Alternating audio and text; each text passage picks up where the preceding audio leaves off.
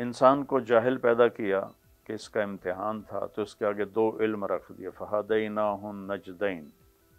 آزادی صرف میرے اللہ کو حاصل ہے۔ یہ شدت پسندی اور یہ فرقہ واریت، اس کی شروعات تو علماء سے ہوئی ہے۔ ہمارے ملک میں مولانا دو طرح کی قوتیں ہیں جو برسر پیکار ہیں اور وہ ساتھ ساتھ چل رہی ہیں۔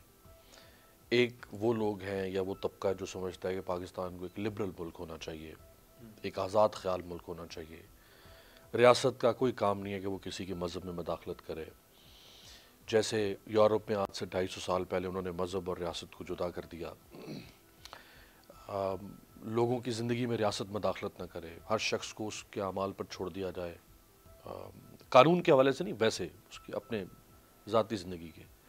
دوسری طرف ایک طبقہ ہے جو اکثریت میں جو سمجھتا ہے کہ پاکستان ایک اسلامی ریاست ہے اور اس کے ہاں کچھ بھی غیر اسلامی نہیں ہونا چاہیے، بلکہ ہمارا تو آئین کہتا ہے کہ ریاست ایسے اسباب پیدا کرے گی کہ لوگ اپنی زندگی ڈھال سکیں مذہب کے مطابق۔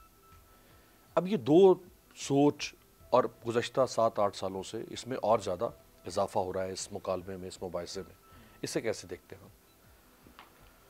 دیکھیں، ہمیں انسان پیدائشی طور پہ نا جاہل پیدا ہوتا ہے، کوئی بھی دنیا کا انسان، مرد ہے، عورت ہے، افریقی ہے، امریکی، جاہل پیدا ہوتا ہے۔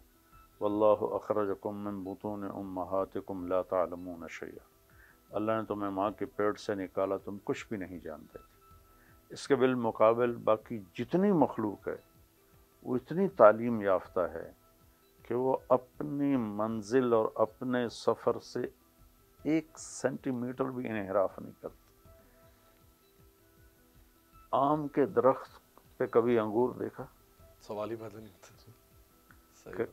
کریلے کو کبھی پیٹھا بنتے دیکھا؟ کہ یہ میں ایک مثال دوں، چونٹی کو لائن 1 سینٹی میٹر دیکھ سکتی ہے چونٹی، لیکن وہ لائن کیسے بناتی؟ سانپ کو کیسے پتا چلتا ہے میرے منہ میں زہر ہے؟ تو اللہ تعالیٰ نے باقی مخلوق کو ایجوکیٹڈ پیدا کیا جو کہ ہماری خدمت کے لیے تھی، اور انسان کو جاہل پیدا کیا کہ اس کا امتحان تھا، تو اس کے آگے دو علم رکھ دیے، فہدیناہ النجدین، ہم نے تمہیں دونوں راستے دکھا دیے ہیں، انا ہدیناہ السبیل اما شاکرا و اما کفورا، میرے بندے تیرے لیے راہیں کشادہ کر لی ہیں، شکر اب کا چاہے شکر گزار بن اور چاہے تو نہ شکرہ بن، راستے دونوں کھلے ہوئے ہیں۔ تو ہم یہ جو تصور کہ ہم آزاد ہیں، یہاں کون آزاد ہے؟ آزادی صرف میرے اللہ کو حاصل ہے، باقی تو ساری مخلوق موت کو روک سکتے ہیں، یہ ہم آزاد ہیں، بڑھاپے کو روک سکتے ہیں، بیماری کو روک سکتے ہیں، دل پہ آنے والے غم کو روک سکتے ہیں۔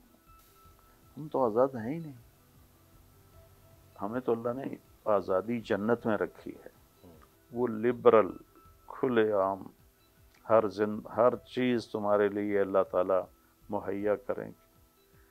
یہاں ہم پابند ہیں، اگر ہم ان پابندیوں کو توڑیں گے تو ہمیں اس کی سزا بھگتنا پڑے گی آخرت میں۔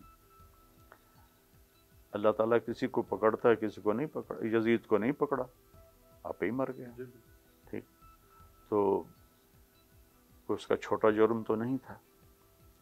تو یہ دنیا حساب کتاب کی جگہ نہیں ہے، اس کے لیے آگے آ رہا ہے جہاں۔ تو لبرل ہونا تو کوئی عقل کی بات ہی نہیں ہے کہ ہم لبرل ہیں، ہم اب گاڑی رائٹ سائڈ پہ چلائیں گے، لیفٹ پہ نہیں چلائیں گے، ہم آزاد ہیں۔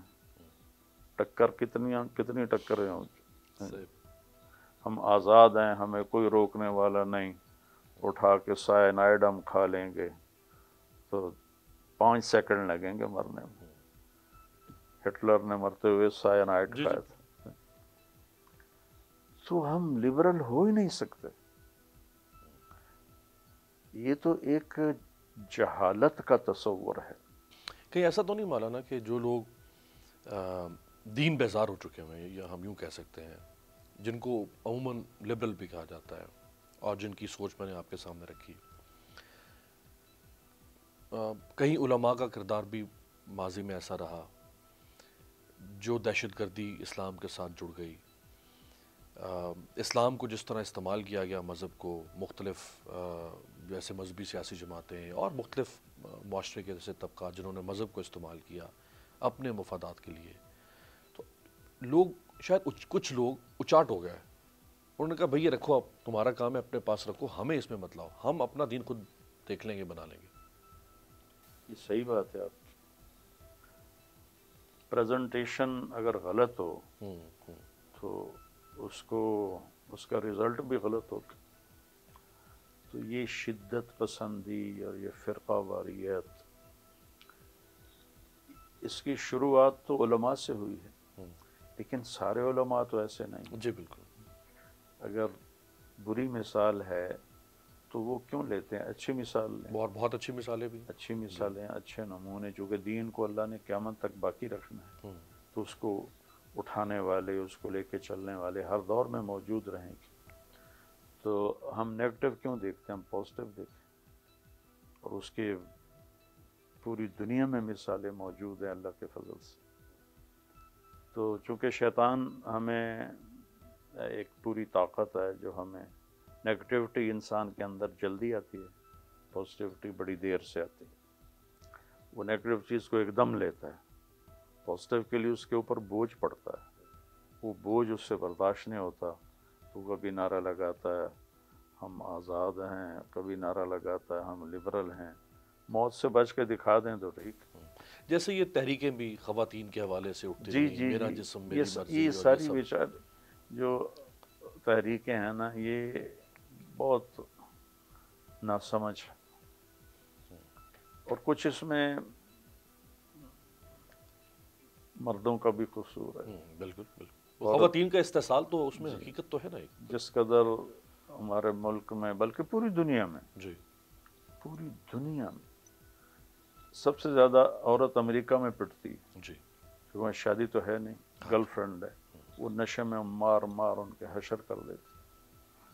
وہ تو باتیں باہر نہیں نکلنے دیتے. یہاں اسلام نے عورت کا وراثت میں حق رکھا ہے، وہ نہیں دیا جا رہا، کوئی بھی نہیں دیتا. جی. نہ زمیندار دیتے ہیں، نہ تاجر دیتے ہیں. بس تینوں جائز دے چھڑے بھائی، یہ تیرا ہے سارا کچھ، ٹر جاتے لے جاتا ہوں. اور باپ مر جائے تو بھائی بہنوں کو زمین ہی نہیں دیتے، زبردستی ان سے انگوٹھے لگوا کے زمین اپنے نام کر لیتے ہیں. یہ اس کے ریاکشن میں یہ بات آئی ہے. لیکن اس طرح کا ریاکشن ٹھیک نہیں ہے. ہماری ایک حد ہے، ہم حدود کے اندر زندگی گزارنے کے. ادخلوا فی السلم کافہ ولا تتبعوا خطوات الشیطان. میرے بندو پورا اسلام اپنے ایکسیپٹ کرو، شیطان کے پیچھے نہ چلو. اللہ کے نبی کا فرمان ہے اگر جہنم کے پانی سے ایک ڈول بھر کے سمندروں میں ڈال دیا جائے تو 7 سمندروں کا پانی کھولنے لگے گا. اتنا زیادہ اس کا درجہ حرارت، حدت اس کی اتنی ہوگی. اور جنت کے بارے میں فرمایا کہ ایک ناخن کے برابر. ہم نے کہا ما یحمل ظفر من الجنت لو بدا. ایک ناخن پر جتنی چیز آتی ہے جنت میں سے اتنی چیز کو یوں کر کے آسمان کے نیچے کر دیا جائے تو پوری کائنات میں خوشبو پھیل جائے. سبسکرائب کریں اور بیل دبائیں تاکہ کوئی خبر رہ نہ جائے.